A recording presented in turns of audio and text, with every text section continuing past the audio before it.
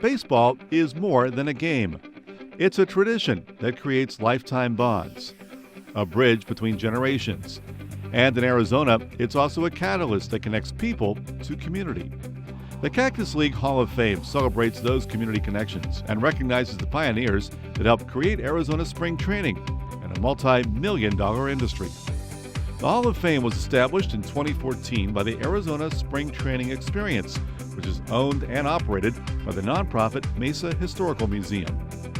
This year's inductees into the Cactus League Hall of Fame feature a famous cowboy, a former Scottsdale City Councilman, a construction visionary, and a tireless pitchman for Valley Baseball.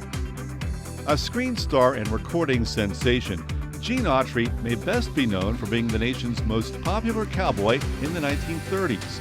But he also made his mark in spring training history, especially in the Cactus League. In 1960, this singing cowboy turned radio station owner became interested in acquiring the broadcasting rights of the new American League expansion team slated for Southern California. However, baseball executives convinced Autry that he should pursue ownership instead, and the Los Angeles Angels, later known as the California Angels, baseball team was born. Gene Autry made promotion of the Angels his priority and became one of the most recognizable owners in baseball history. Autry owned the Angels from 1961 until his death in 1998. The Angels first trained in Palm Springs, California, but in 1982 and 83, Autry split the spring training schedule between Casa Grande and Palm Springs. On July 21, 1991, the Angels signed a 25-year lease with the city of Tempe after Autry decided to move the team's spring training headquarters to Tempe Diablo Stadium. Expansion began at the stadium in 1992, and the Angels played their first game there against the Oakland A's on March 7, 1993.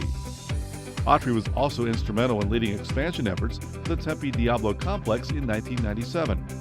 After Autry died, the Angels retired the number 26 in his honor. The chosen number reflected that baseball's rosters are 25 men strong, so Autry's unflagging support for his team made him the 26th member.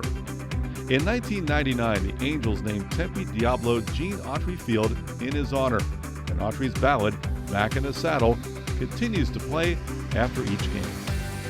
Our second Hall of Fame inductee, Robert Brinton, never worked under the bright lights of Hollywood, but he still cast a long and influential shadow across the Cactus League. A lifelong baseball and Chicago Cubs fan, Robert Brinton worked tirelessly to improve, expand, and support Arizona spring training. It was, after all, in Robert's blood.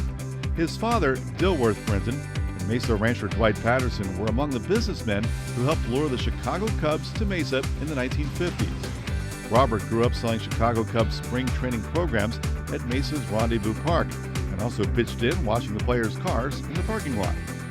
A longtime member of the Mesa Hohokams, Brinton later served as president of the Cactus League and the Mesa Convention and Visitors Bureau. Robert was instrumental in helping to preserve Major League Baseball through his political efforts to prevent the migration of Cactus League teams to Florida, and through his leadership on the 2010 Mesa Bond campaign that helped secure a new Mesa Stadium for the Cubs. Throughout his lifetime, Brinton shared his passion, personal insight, and foresight to promote the importance of the Cactus League as an economic engine and tourist draw to the Grand Canyon State. While Robert Brinton helped to figuratively build the Cactus League, developer Dell Webb played a pivotal role in establishing Arizona spring training and in literally constructing several landmarks in the Southwest. Webb was a co-owner of the New York Yankees from 1947 to 1964 and a Phoenix resident.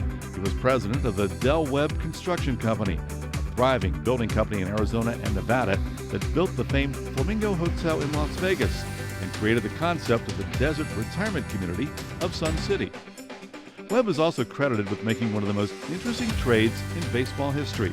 In 1951, he convinced Giants owner Horace Stoneham to swap spring training sites. The one-year-only swap took the New York Giants to Florida and brought the Yankees to Arizona. The Yankees' defending world championship lineup that year included Joe DiMaggio in his last season, 19-year-old rookie Mickey Mantle, manager Casey Stengel, and catcher Yogi Berra.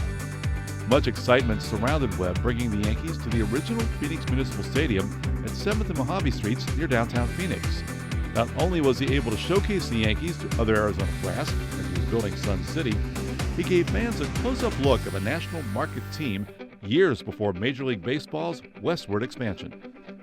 Our last inductee is a Scottsdale original and a mover and shaker in every sense of those words. Jim Bruner has stepped up to the plate many times to achieve all-star status in Arizona's baseball history. Bruner's love of baseball and community led him to become a Scottsdale Charros member, a group of volunteer civic leaders that help support Scottsdale spring training. Bruner would go on to serve 2 terms on both the Scottsdale City Council and the Maricopa County Board of Supervisors. He served as chairman of the supervisors on 2 separate occasions.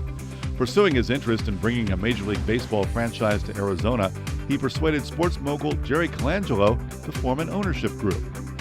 Bruner then casted a signing vote that implemented funding for a county-owned stadium that would become home of the Arizona Diamondbacks and is today known as Chase Field. While a county supervisor and dedicated member of the Charros, Bruner also served for 3.5 years as chairman of the Maricopa County Stadium District.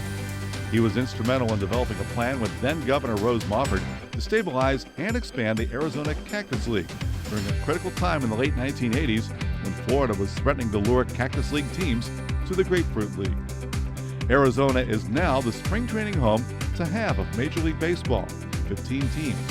The Cactus League annually brings together millions of fans of all ages from around the world to bask in the sunshine, see a baseball season begin to unfold, and contribute to what Bruner has helped become a major economic engine and tourist draw.